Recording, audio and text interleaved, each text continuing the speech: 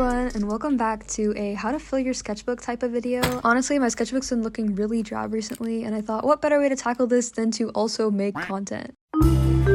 So the first suggestion I have is to basically collage a bunch of different stuff together, kind of like a scrapbook. By this I don't mean like scour through old magazines and cut up a bunch of things. I mean like maybe add a little drawing to one corner and then add little different elements to kind of spice things up. If you're trying to achieve that thick sketchbook look, this suggestion is definitely for you. So I actually started by picking out a color scheme, and in my case that was this kind of purple-ish color alongside yellow and a little bit of blue. And then I looked around for old paper scraps, stickers, and other like flyers that I had around my room to kind of add to the piece. But I focused most of my attention to the actual drawing of the collage because I thought this would be kind of my unifying factor. So I think I spent the most time on kind of just like making sure this drawing part looked good so I could just add on a bunch of other collage elements to it. I started off with this yellow kind of scrapbooking paper I had left behind, some stickers, some old magazines. This is definitely easier if you're like a D1 hoarder like me. I just have so many things that I think I could add to a collage later, so I kind of store them all. So if you want to add more texture and interest, you should definitely start to collect little things for collages, and that can be anything from like stamps to scraps of paper. I'll add a little list of things that you could collect to potentially add to pages of your own sketchbook. It just adds that kind of pizzazz and wow factor to your sketchbook that really makes some pages stand out. It also takes some practice to kind of find out what type of compositions work. I would recommend laying out everything a few times and only start to glue and tape everything down once you're completely sure this is the composition that you want. I didn't have too many quirky elements to add to this page, so I mostly added this little like paint sample and then some stickers because I thought that would add some cute little interest. These stay as one of my favorite parts of any sketchbook. I genuinely love creating collages and then looking back on them. But yeah, here's the finished page.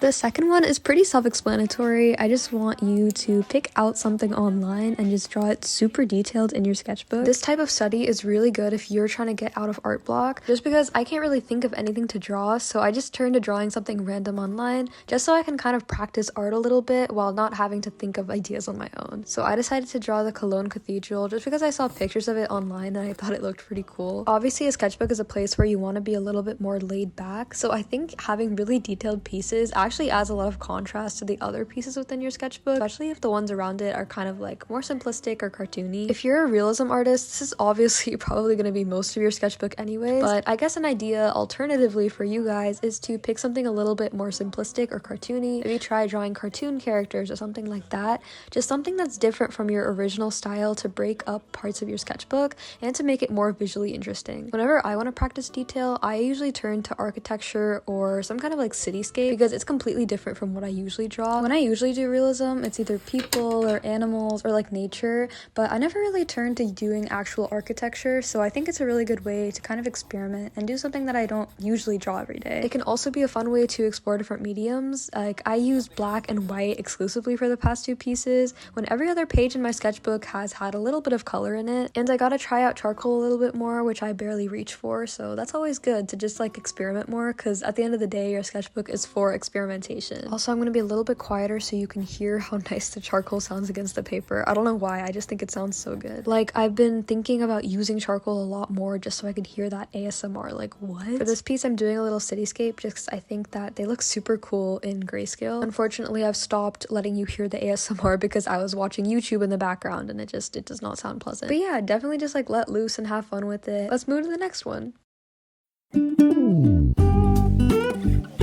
So the next way to fill your sketchbook is to utilize a lot of studies. This isn't limited to just anatomy studies, animal studies, or plant studies as I'm doing in the video, but even doing art studies where you study the art of other artists. And by that, I mean to completely replicate how another artist created a specific artwork. Like say I'm copying down The Starry Night by Van Gogh. Whenever I copy it down, I can note his use of stippling, and then I can learn how to stipple better so I can use it in my own art. Otherwise, you can build your technical skill like I'm doing in the video with these plants. For example, when I usually draw plants, I feel like I always stick to the specific type of leaf or the specific type of flower, when after completing the study I realized, hey, there's so many other types of flowers that I could be drawing. And you can apply this to basically anything you want to get better at. Say you really want to get better at hands, I know that's a big thing, anatomy, animals, anything that you can think of, just use a study. So like don't take it too seriously, but know that it's gonna help you in the long run if you keep adding these to your sketchbook. I decided to add 2 swans to this because I feel like I never draw birds. Because you're drawing the same thing over and over again, I think this is a very a art block proof activity that enhances your skills at the same time. You can totally choose whether you want to color these or leave them black and white. I think black and white's really good if you want to practice your shading and kind of like the dimension, and then coloring obviously if you want to practice your coloring or kind of make the composition look good even though it's just a study. Here's a cute whale study I found on Pinterest. There's a lot of inspiration on Pinterest, so definitely utilize it as a good resource. But yeah, on to the next one.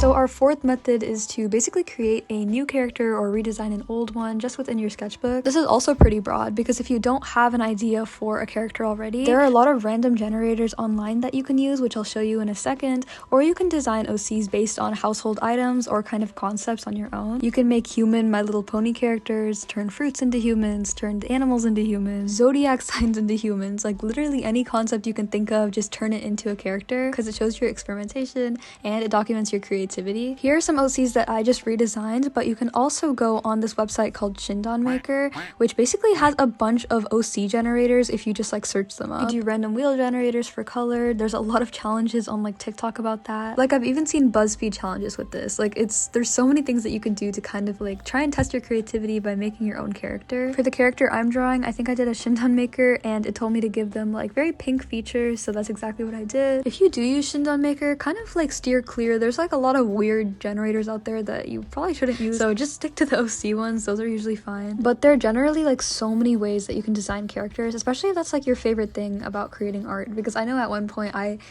loved creating characters. It was like my favorite thing ever, especially if you're like obsessed with a certain fandom. Say you're really into Avatar: The Last Airbender and you really want to create your own like waterbender to put in your sketchbook. I think this is my favorite method out of the 5 that I discussed in this video, just because these pages always come out my favorites within my sketchbook. I just feel so proud of like, oh my gosh, I made that character, or I drew that character, or I did this. It's just super fun. Like there's something about making OCs that just like makes you feel connected to them, like, oh my god, this is my child. But yeah, I really hope that you consider using this in your sketchbook. I just think it just adds so much, and I guarantee you'll love these pages. Okay, on to the last one.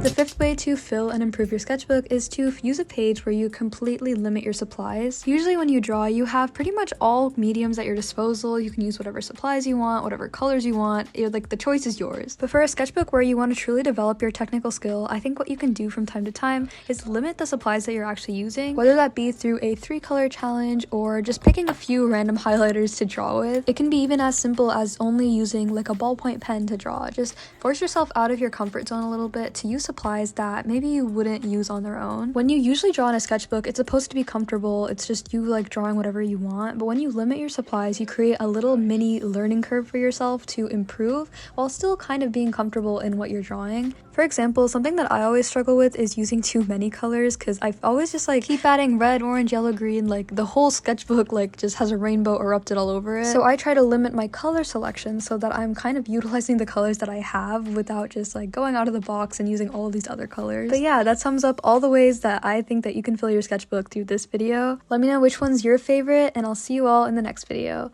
Bye!